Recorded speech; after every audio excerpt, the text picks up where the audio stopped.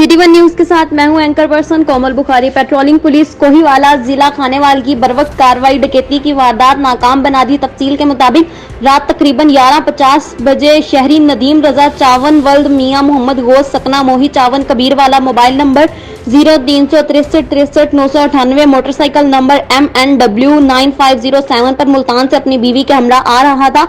जब वो 6 किसी के करीब पहुंचा तो 3 नामालूम नकाबपोश डाकू जो के मोटरसाइकिल पर सवार थे असलहा के जोर पर उनको लूटने की कोशिश की और उन पर फायर भी किया, जो कि खुशकिस्मती से उन्हें ना लगा। शहरी ने अपनी मोटरसाइकिल को ना रोका और करीब ही मौजूद पेट्रोलिंग पुलिस को Kohiwala Khanewal shift incharge Fayaz Hussain head constable मां टीम को देखकर उनकी तरफ आया और तमाम वाकया बताया। पेट्रोलिंग पुलिस की बरवक्त कार्रवाई से डाकू फरार हो गए और डकैती की वारदात नाकाम हो गई। पेट्रोलिंग पुलिस की बरवक्त कार्रवाई जिससे एक मुमकिना वारदात जिसमें शदीद माली व जानी नुकसान का कभी खदशा था नाकाम हो गई। रिपोर्ट मोहम्मद रमजान चद्दर, तहसील रिपोर्टर कबीरवाला से।